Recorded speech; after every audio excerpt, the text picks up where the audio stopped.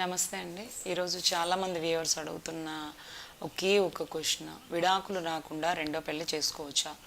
ఒకవేళ చేసుకుంటే ఏ సర్కమ్స్టాన్సెస్లో చేసుకోవాలి? సో ఈ పరిస్థితి విడాకులకు అప్లై చేసి సంవత్సరాలు అయిపోతున్నాయి, విడాకులు రావట్లేదు, కోర్టుల చుట్టూ తిరుగుతున్నాం, ఎంతో డబ్బు ఖర్చు అవుతుంది, మా సమయం వృధా అయిపోతుంది, మా ఆరోగ్యం పాడైపోతుంది, మా కుటుంబం అస్తవ్యస్తం అయిపోతుంది. అన్ని క్వశ్చన్లకి ఒకటే సమాధానం అండి, విడాకులు రాకుండా పెళ్ళి చేసుకోవచ్చు కొన్ని సర్కమ్స్టాన్సెస్లో.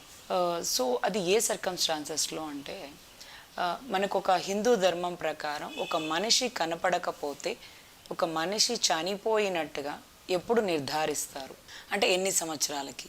హిందూ ధర్మం ప్రకారం ఒక మనిషి 12 సంవత్సరాలు కనపడకపోతే ఆ మనిషి కనుమరుగైపోయినట్టే, ఆ మనిషి లేనట్టే అనే ఒక శాస్త్రం ఉంది.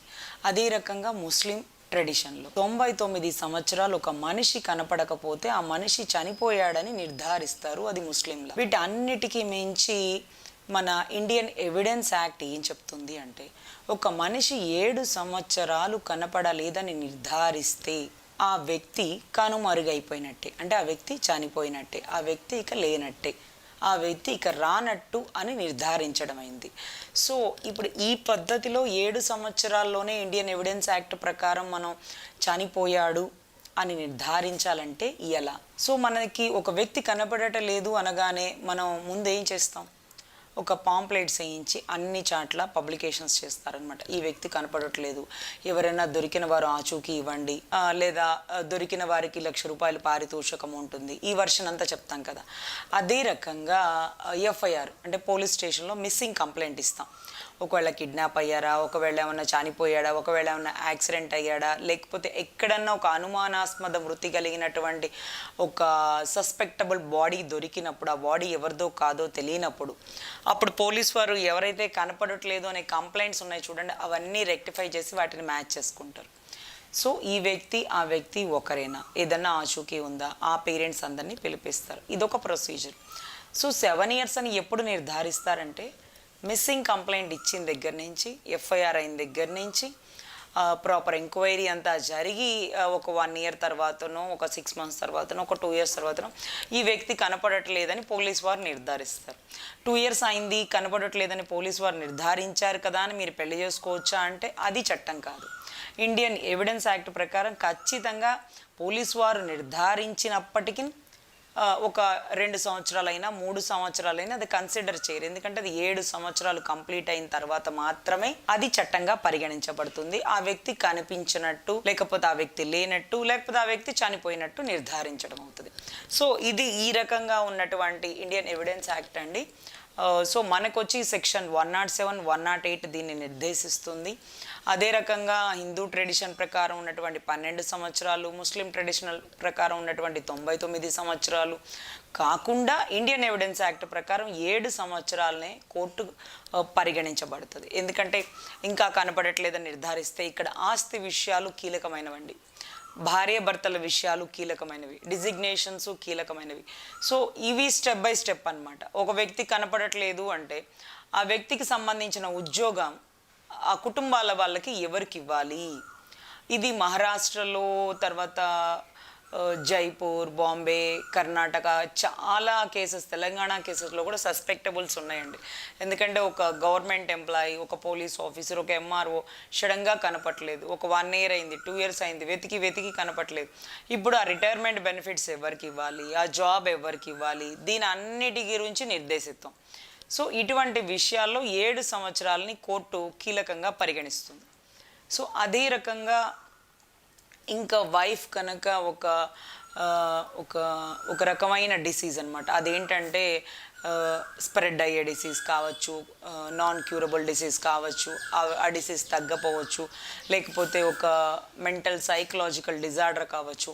ఇటువంటి విషయాల్లో ఉన్నప్పటికీ ఎవరైతే డిసీజ్ ఉన్నటువంటి భార్యతో సంతకం తీసుకున్న తర్వాత మాత్రమే రెండో పెళ్ళికి ఎలిజిబిలిటీ ఉంటుందండి. సో కొన్ని విషయాల్లో ఇలాంటి పరిస్థితులు ఎదుర్కొన్నప్పుడు మనం ఏం చేస్తామంటే 7 సంవత్సరాలు, 2 సంవత్సరాలు, 3 సంవత్సరాలు, జనాలు పరిస్థితులు అన్నీ ఇబ్బందికర పరిస్థితులు ఎదుర్కొంటున్నప్పుడు అన్ని సంవత్సరాలు వెయిట్ చేయడం చాలా కష్టమైపోతుందండి.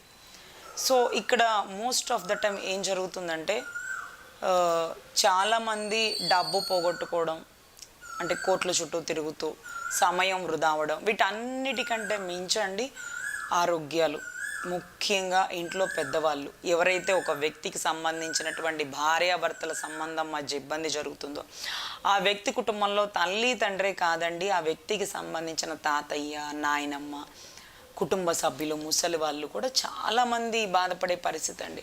అంటే నేను బ్రతికుండగానే నా మనవడు ఒక ఇంటివాడు అవుతాడా, నా మనవడు సమస్య తగ్గుతుందా, తీరిపోతుందా, నా మనవడికి ఏంటి ఈ కర్మ వచ్చింది, మేము ఇంతవరకు స్టేషన్లో అడుగు పెట్టలేము, కోర్టుని చూసి ఎరగము, ఏంటి నా బిడ్డకి ఇటువంటి సమస్య అని మంచంలో ఉన్నటువంటి తండ్రి, అనారోగ్యంగా ఉన్నటువంటి తల్లి, లెగవలేనటువంటి ముసలివాళ్ళైనటువంటి పెద్దవాళ్ళు, వీళ్ళందరూ ఆలోచించే పరిస్థితి.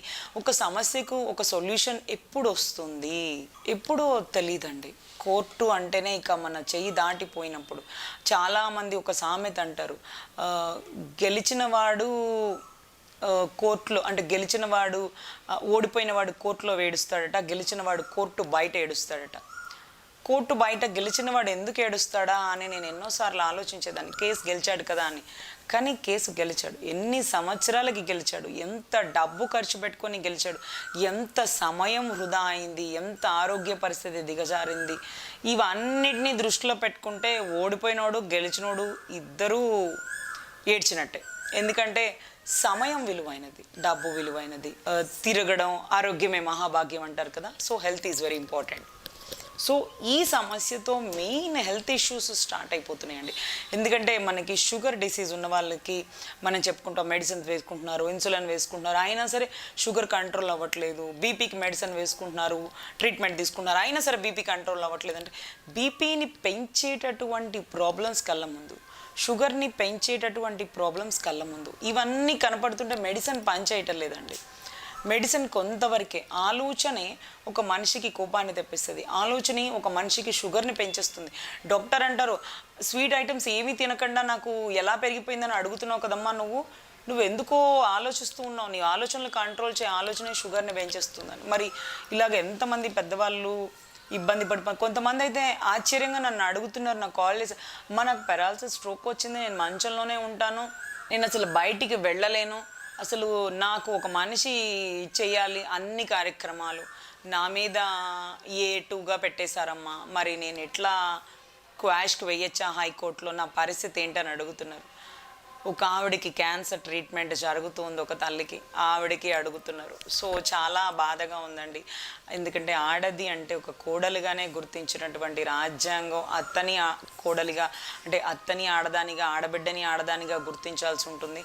అదే రకంగా రెండో పెళ్లి చేసుకోవచ్చా అని చాలామంది అడుగుతున్నారండి. ఈ సర్కమ్స్టాన్సెస్లో చేసుకోవచ్చు, లేదా ఒక నాన్ క్యూరబుల్ డిసీజ్ ఏదైనా ఉన్నప్పుడు అప్పుడు కూడా మనం కరెక్ట్గా డాక్టర్ ఎవిడెన్స్ అంతా, రిపోర్ట్ అంతా తెచ్చుకొని జడ్జి గారి ముందు సబ్మిట్ చేస్తే అప్పుడు ఆటోమేటిక్గా డైవర్స్ మంజూరు అయితే అది ఒక రకంగా మనం రెండో పెళ్లి చేసుకోవడానికి సోర్స్ ఉంటుంది.